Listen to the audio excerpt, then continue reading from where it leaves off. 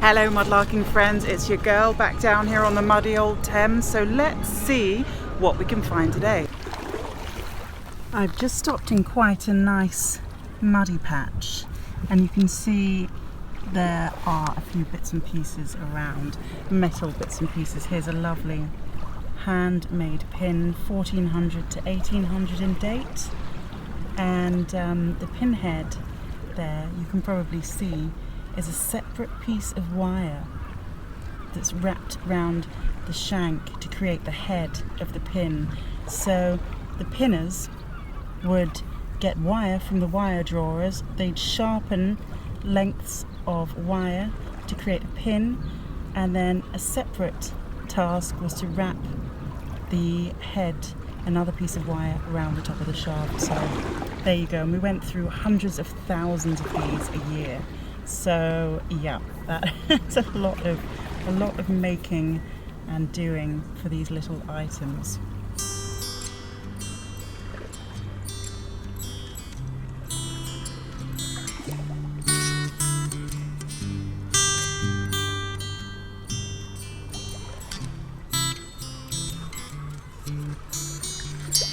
Alright gang, I think I might be back in the metal business. Let's have a look. Can I find it? I saw it a minute ago. Where's it gone? I must stop doing this. Okay, we can all do spot the find together. Right, I found it again. Can you see where it is?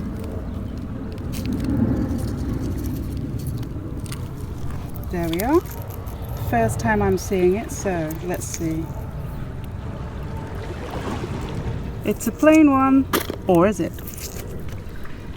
It's a plain one, I think. Yeah. I don't know. I think it's a plain one. But there, lovely tomback button. When that's cleaned up, we'll have a closer look.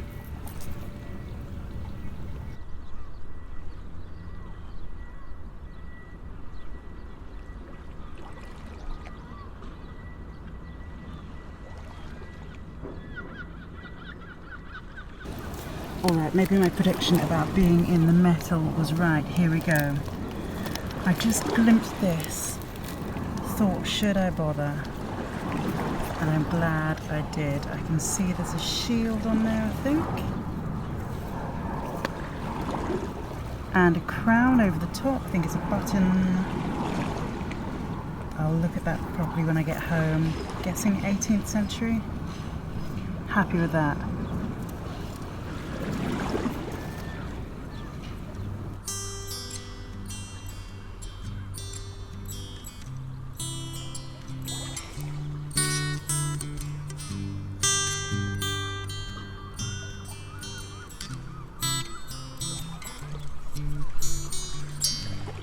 Now this is bone, but look at that, and look at this, it's huge. I wonder if that might be a piece of whalebone.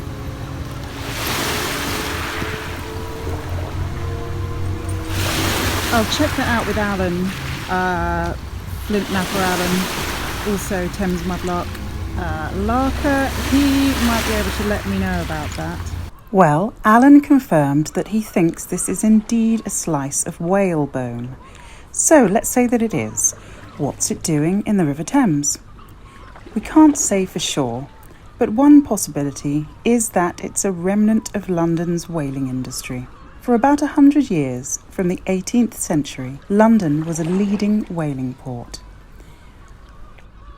Whale blubber was rendered to produce oil to make soap, paint and varnish, as well as being a general lubricant, and it was also used for domestic and street lighting. Baleen, that's the feeding apparatus from the mouths of whales, used for filtering plankton, was used by us in products where today we'd use plastics or steel. Larger bones, now they were used in making architectural arches and gateposts. Leftover residues were used as fertilizer. Now this piece here is obviously an offcut of some kind. I'm not sure what it was used for. Ships involved in whaling in the Arctic north of Norway normally sail from London at the end of March or beginning of April, and they arrived in May when whales were swimming near the surface. Whales and seals were hunted out in the ocean, cut into large pieces on board the ship, then processed back on shore. They were brought back to London in their hundreds, but more likely thousands. One source states that almost 10,000 whales and a large number of seals were brought back to London from the 18th century until whaling stopped in the mid-1800s. Shipmasters of whaling ships lived close to where I found this whalebone offcut. Perhaps it was a souvenir of their whaling days. If you'd like to read a little more about whaling in London, I'll put a link in the video description. It's a really great read. There's a piece down here. Let's have a look. Oh yeah, that is very nice. You don't see big chunks like this really that much anymore. What a stonker. I am really pleased with this. So willow pattern, of course. There's the boatman or boatwoman. Some pagoda type structures, cherry trees, cherry blossom and fern-like fronds. I don't know if you can hear me, but I am super pleased with this.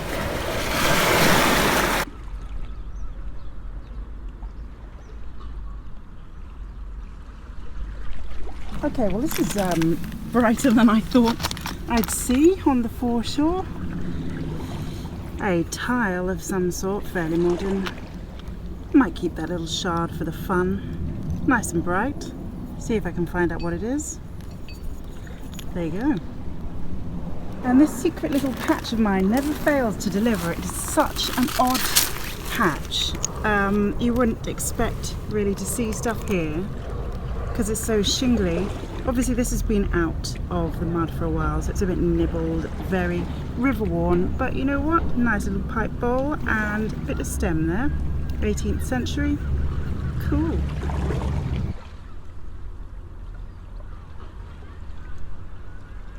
Another interesting piece, it's redware, and you can see it's blackened there. I'm not sure if that's from sooting or what, but here you can see where it's been in a kiln and there's a scar, a firing scar, some kind of mark there.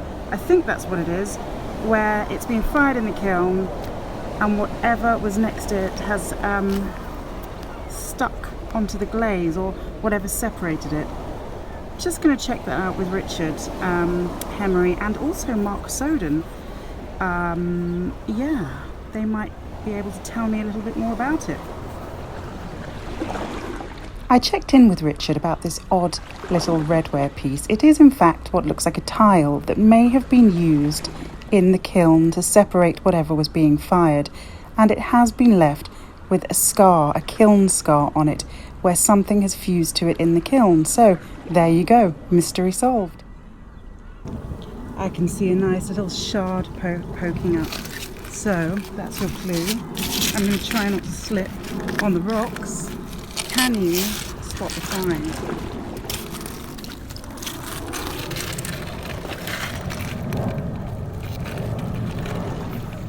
Pretty little spongeware piece. Very nice.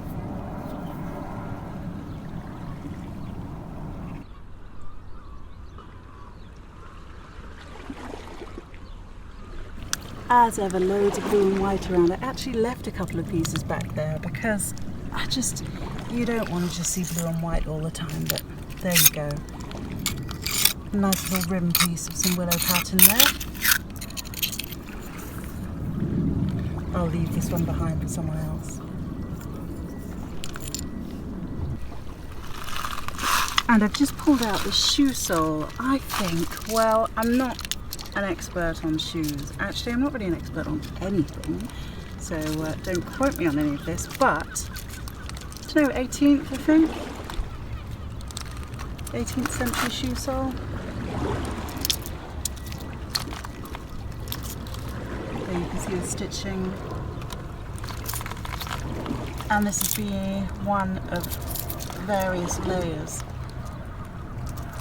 I think I'm going to leave this one here. I have, well, now am I? I feel like I'm responsible for it now. Okay, it will come to my shoe sole collection.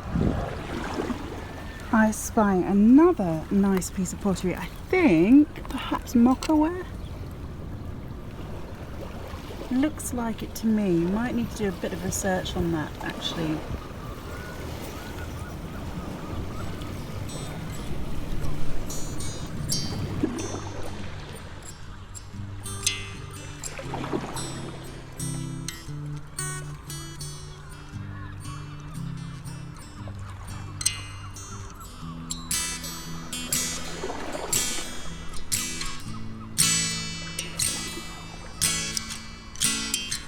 And then over here, as ever, some more blue and white.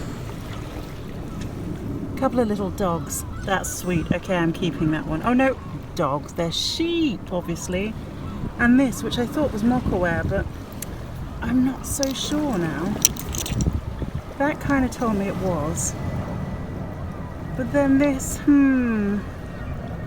Alright, I'll check that out. Ye Old Watney's Pale Ale. Wow, so that's a bit of a blast from the past there. How the hell has this survived? I mean, clearly it's just been in the mud and eroded out recently. Or has it? But anyway, there you go. I'm guessing 70s? I'll check it out when I'm home.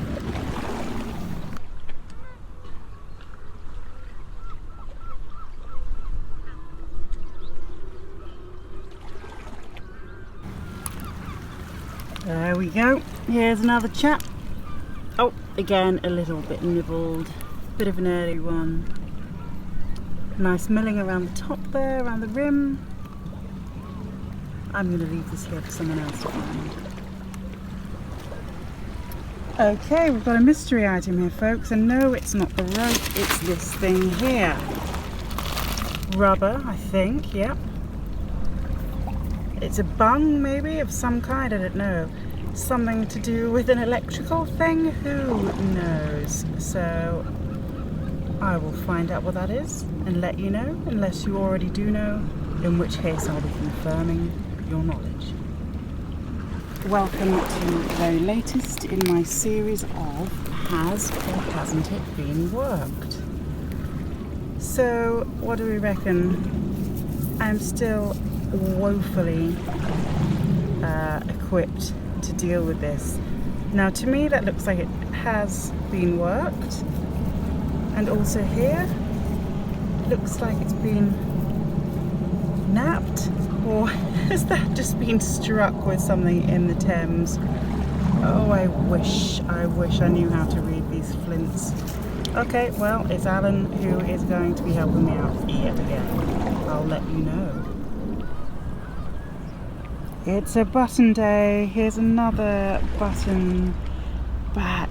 I can't quite make it out. It might just say gilt, but it might have, looks plain on the front, might have a name on there, so I'll check it out when I get home. Okay, the tide's coming.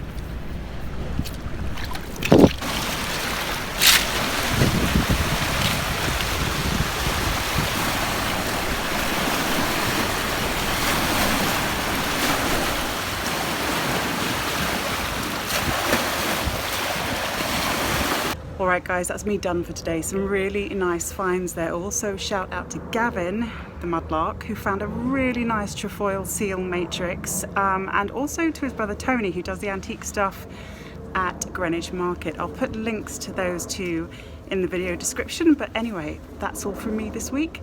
See you soon.